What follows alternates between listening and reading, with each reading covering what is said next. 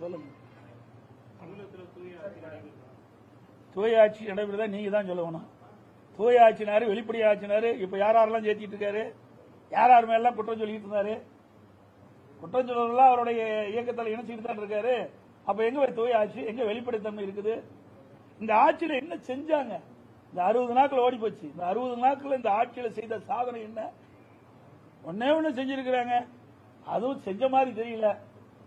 சிங்கப்பெண் சிறப்பு அதிரடிப்படையினர். எனக்கு இரவுல ஒரு பிரச்சனை நடந்தா அந்த சிங்கப்பெண் சிறப்படைக்கு யார் பாதுகாப்பு கொடுக்கும்? இது ஏற்கனவே அனைத்து இந்திய அண்ணா திராவிட முன்னேற்ற கழக அரசாங்கம் இருக்கின்ற பொழுது, அம்மாவுடைய அரசாங்கம் இருக்கின்ற பொழுது காவலன் செயலி என்ற ஒரு அறிவிப்பு கொடுத்தோம். அதுல ஆப்ல எல்லா போலீஸ் ஸ்டேஷனுடைய நம்பரும் இருக்கும். அதுல ஏதாவது அந்த பெண்மணி எங்காவது பெண்கள் பாதிக்கப்பட்டா அருகில் இருக்கின்ற காவல் நிலையத்துக்கு அதை தெரிவிச்சா உடனே வந்து காப்பாற்றுவாங்க. ஆனா இதெல்லாம் ஒரு ஷோ. இதனால மக்களுக்கு நன்மை கிடைக்குதா என்றால் எனக்கு தெரிஞ்ச வரைக்கும் இன்னும் காலப்போக்கில் தான் தெரியும். அதான் நீ கரூர் பேச்ச பாத்தீங்களே, கரூர் பேச்ச இன்னும் முதலமைச்சர் அந்தஸ்துக்கே வரல. அவர் நாலாங்கட்ட பேச்சாக கூட தான் பேசிட்டு இருக்காரு. பஞ்சு டைலாக் பேசிட்டு இருக்காரு.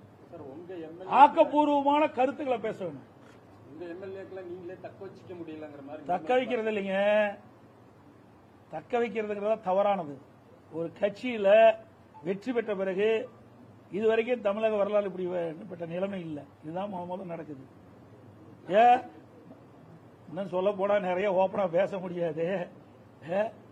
இன்றைக்கு அது சொல்லக்கூடாது. அதை நம்ம பிறகு சொல்ல. சில விஷயங்களை சொல்ல முடியும், சில விஷயங்களை சொல்ல முடியாது. என்ன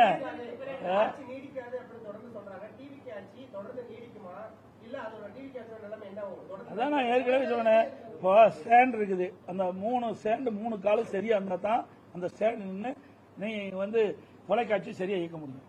இப்ப அவருக்கு இருக்குது 2 கால் தான் இருக்குது. ஒரு கால் இரவல் கால்.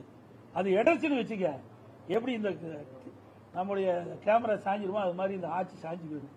அந்த கூட்டணி கட்சியில் அங்கம் வைக்கின்ற தலைவர்களை அனுசரிக்க வரைக்கும் இந்த கட்சி நிலைக்கும். இன்றைக்கு அந்த கூட்டணியில் அங்கம் வைக்கின்ற கட்சி தலைவர்கள் நாளுக்கு ஒரு செய்தி சொல்லிட்டு இருக்கிறாங்க. நீங்க எல்லாம் பத்திரிகையில் ஊடகத்தில் வருகின்ற செய்தித்தான் நான் சொல்றேன். தினந்தோறும் ஒரு செய்தி சொல்லிட்டே இருக்கிறாங்க. ஒரு கட்சி தலைவர் என்னங்கிறாரு, நாங்க மேதகு ஆளுநர் ஆட்சி வரக்கூடாது என்பதற்காக ஆதரவு கொடுக்கிறோம், ஆனா திமுக கூட்டணியில் அங்கம் வைக்கிறார். அடுத்த நாள் வேற மாதிரி ஒரு கருத்து சொல்றாரு. இப்படி முரண்பட்ட கருத்து சொல்லுகின்ற கட்சியை நம்பித்தான் ஒரு ஆட்சி செஞ்சிட்டு இருக்காரு. இவர் பெரும்பான்மையோட ஆட்சி பெறல. அவர் 108 இடத்துல ஜெயிச்சிருக்காரு. மீதியெல்லாம் மற்ற கட்சி வெற்றி பெற்று அதிலிருந்து சட்டமன்ற உறுப்பினர் இரவல் வாங்கி தான் ஒரு ஆட்சி நடத்துறாரு. தேர்தலுக்கு முந்தைய என்ன சொன்னாரு, திராவிட கட்சியினுடைய சரியில்லை, 2 திராவிட கட்சியும் சரியில்லை. இப்போ ஒரு திராவிட கட்சியில பல கூட்டணிகள் அங்கம் வச்சு அதுல வெற்றி பெற்று அதுல வந்தவர்கள் தான் அந்த ஆட்சி அமைப்பதற்கு உறுதுணையா இருக்கிறாங்க. அப்புறம் தேர்தல் ஒரு பேச்சு, தேர்தல் முடிஞ்ச ஒரு பேச்சா? ரேட்டை வேணுமா?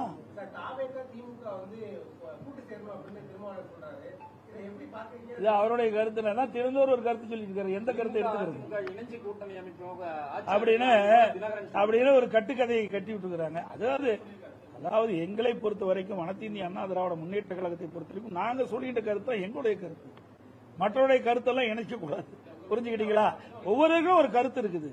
எங்களை பொறுத்த வரைக்கும் அனைத்து இந்திய அண்ணா திராவிட முன்னேற்ற கழகத்தை பொறுத்து உங்களுக்கு தெரியும். பொன்மனச்சம்பல் புரட்சித் தலைவர் எம்ஜிஆர் இந்த இயக்கத்தை துவங்கின்ற பொழுது தீய சக்தி திமுக என்று சொல்லிதான் தொடங்கினாங்க. அந்த நிலைப்பாட்டில் இன்ற வரைக்கும் இருக்கிறோம். 195 இடத்துல நான் எழுச்சி பயணம் மேற்கொண்டேன். அப்பவும் திராவிட முன்னேற்ற கழகத்தில் செய்த தவறுகளை தான் சுட்டிக்காட்டினோம். 5 ஆண்டு காலம் பிரதான எதிர்க்கட்சி தலைவராக இருந்தேன். அப்பொழுது சட்டமன்றத்தில் பேசுகின்ற பொழுதும் அந்த கருத்தின் அடிப்படையில் தான் திராவிட முன்னேற்ற கழகம் செய்த தவறுகள் அதை சுட்டிக்காட்டி தான் நாங்கள் பேசினோம். இன்றைக்கும் அந்த நிலை தான்.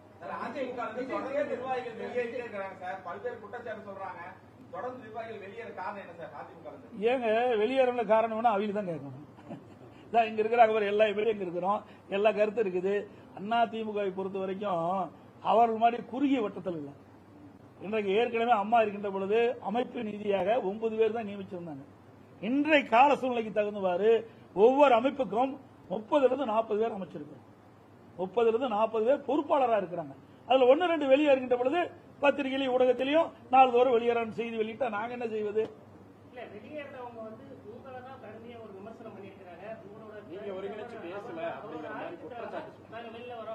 அப்புறம் அது வரைக்கும் ஜெயிக்க வரைக்கும் ஆதிக்கம் இல்லையா? ஆட்சி அமைக்கலைன்னா எப்படி வேணா கருத்து சொல்லலாம். இவர்கள் ஆதரிச்சு பேசணும்ல, இவருடைய மாவட்டத்துக்கு போனோம்ல, அப்பெல்லாம் ஏன் பேசல? அவருடைய என்ன பேராசை. இன்றைக்கு வேற இடத்துக்கு போனா மந்திரி பதவி கிடைக்கணும் ஆசைப்பட்டாங்க. அவர் பெரிய அண்டாவில் அல்வா கிண்டி கொடுத்துட்டு போயிட்டார். ஒழுங்கா இருந்த அதிமுகவை ஒன்றுமில்லாம ஆக்கிய பொறுப்பு வந்து தினகரனையே சாருன்னு சொல்லிட்டு காங்கிரஸ் மாநில தலைவர் மாணிக்கம் தாக்கூர் அந்த கட்சியில என்ன இருக்குது? கழுத தேஞ்சு கட்டருப்பாகிற மாதிரி அது எவ்வளவு பெரிய இயக்கம், நூற்றாண்டு விழா கண்ட கட்சி இன்னைக்கு தமிழகத்தில் எந்த நிலையில் இருக்குது? அவர் பேசுறாரு, ஏதாவது புதுசா வந்திருக்கிறாரு, ஏதாவது பேசி விறுவிறுப்பான செய்தி வெளிவரணுங்கிறதுக்காக அந்த கருத்தை அவர் சொல்லியிருக்கிறார். காங்கிரஸ் நிலைமை பரிதாபமான நிலைமை.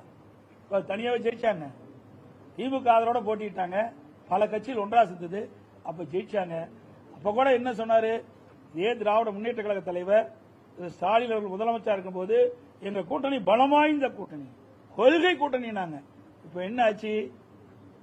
கொள்கையும் கிடையாது, கூட்டணியும் இல்ல, எல்லாம் சிதறுண்டு.